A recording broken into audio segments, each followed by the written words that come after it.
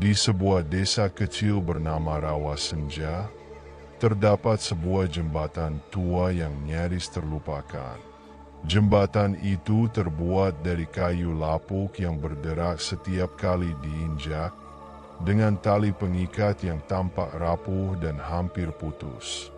Penduduk desa menyebutnya jembatan bayang-bayang. Konon, jembatan ini bukan sekadar penghubung antara dua sisi sungai, tetapi juga dua dunia yang berbeda. Raina, seorang gadis berusia 17 tahun, baru saja pindah ke desa itu bersama keluarganya.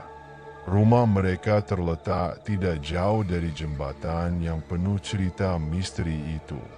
Hari pertama mereka di rumah baru berjalan biasa saja. Namun, malam pertama, saat keheningan menyelimuti desa, Raina mendengar sesuatu. Suara aneh, seperti bisikan lembut, terdengar dari arah jembatan. Ia mencoba mengabaikannya, berpikir bahwa itu hanya suara angin yang menerpa pepohonan di dekat sungai. Namun, malam berikutnya, bisikan itu kembali terdengar, kali ini lebih jelas. Kata-katanya membuat bulu kuduk Raina meremang. "Datanglah, kami menunggumu."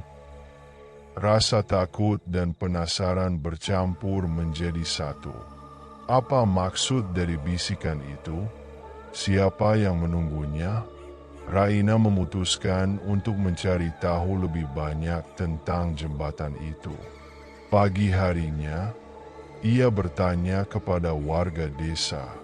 Kebanyakan hanya menggelengkan kepala, enggan berbicara. Namun, seorang kakek tua bernama Pak Karta akhirnya membuka suara setelah Raina terus memaksa. "Jembatan itu," kata Pak Karta dengan suara parau, "sudah ada sejak ratusan tahun lalu. Banyak cerita tentang orang-orang yang melewatinya saat malam hari. Tidak semua kembali. Mereka bilang jembatan itu adalah gerbang ke dunia lain. Dunia di mana roh-roh penasaran tinggal.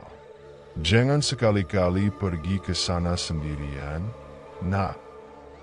Meski kisah itu menyeramkan, rasa ingin tahu Raina semakin memuncak. Ia merasa harus membuktikan apakah cerita itu benar. Malam itu, Raina memberanikan diri pergi ke jembatan. Ia membawa senter kecil dan mengenakan jaket tebal untuk melawan dinginnya malam. Ketika ia tiba di sana, kabut tebal sudah menyelimuti seluruh area sekitar jembatan.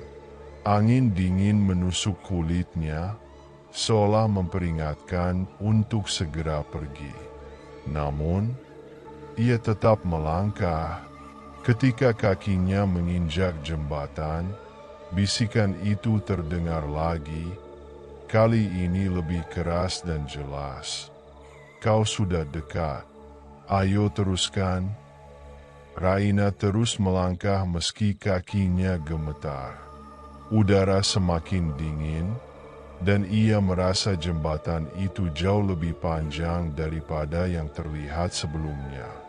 Cahaya senter di tangannya terasa lemah, tidak mampu menembus pekatnya kabut. Di tengah-tengah jembatan, Raina berhenti. Di depan matanya, kabut tiba-tiba membelah, memperlihatkan pemandangan yang tidak pernah ia bayangkan. Dunia di balik kabut itu sangat berbeda. Langit berwarna keunguan, dengan pohon-pohon yang tampak melayang di udara. Di kejauhan, terdengar suara jeritan dan tangisan yang membuatnya merinding. Tiba-tiba, sebuah bayangan muncul dari kabut. Perlahan, bayangan itu mendekatinya. Seorang perempuan dengan gaun putih lusuh, mata kosong, dan senyum mengerikan berdiri di hadapannya. "Kau akhirnya datang," ucap perempuan itu dengan suara serak. Tubuh Raina membeku. Ia ingin berlari, tapi kakinya tidak bisa digerakkan. Perempuan itu mendekat, mengulurkan tangannya, dan menyentuh pundak Raina. Saat itu juga, ia merasa tubuhnya ditarik masuk ke dunia yang aneh dan asing ini. Jembatan di belakangnya perlahan menghilang, menyisakan dirinya sendirian di tempat yang tidak ia kenal. Di dunia asing itu, Raina bertemu dengan orang-orang lain. Wajah mereka pucat, mata mereka kosong. Mereka adalah jiwa-jiwa yang tersesat, terperangkap di dunia ini tanpa jalan keluar. Salah satu dari mereka, seorang pemuda bernama Arka, mendekatinya. "Kau baru sampai, ya?" tanyanya. Raina mengangguk, meski masih bingung. "Tidak ada jalan pulang di sini, kecuali kau menemukan keberanian untuk menghadapi ketakutanmu," tambahnya. Ketika berjalan lebih jauh, Raina menemukan sebuah buku tua yang tertinggal di sebuah batu besar. Halaman-halamannya berisi tulisan tangan yang aneh, namun ada satu kalimat yang dapat ia baca. Hanya mereka yang berani menghadapi ketakutan terdalamnya yang dapat membuka jalan pulang. Raina tahu bahwa kunci untuk kembali adalah menghadapi perempuan berpakaian putih yang membawanya ke dunia ini. Ia kembali ke tempat pertama kali ia tiba, memanggil roh itu. Perempuan itu muncul dari kabut. Senyumnya yang mengerikan kembali terpampang di wajahnya. "Apa kau ingin kembali?" tanya perempuan itu dengan nada mengejek. Raina menatap matanya, meski rasa takut menyelimuti dirinya. Bayangan dari masa lalunya muncul, rasa bersalah, kehilangan, dan ketakutan yang selama ini ia hindari. Namun, ia tidak mundur. "Ini bukan tempatku," teriak Raina dengan suara lantang. "Aku tidak akan tinggal di sini." Dunia di sekitarnya mulai bergetar. Kabut semakin pekat, dan suara jeritan menggema di seluruh penjuru. Jembatan perlahan muncul kembali di hadapannya.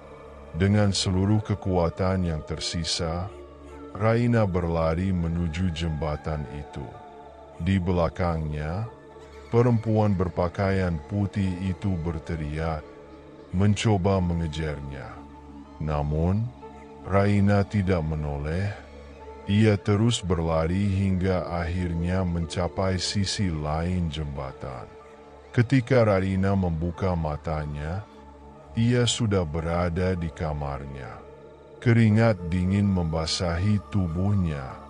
Ia melihat jam di dinding.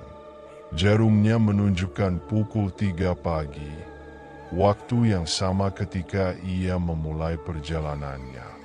Namun, sesuatu terasa berbeda. Di cermin, ia melihat bekas tangan berwarna biru keunguan di pundaknya, dingin seperti es, dan dari arah jendela terdengar bisikan samar yang membuat jantungnya berdebar kencang. "Kami akan menunggumu kembali." Raina sadar perjalanannya mungkin belum benar-benar selesai.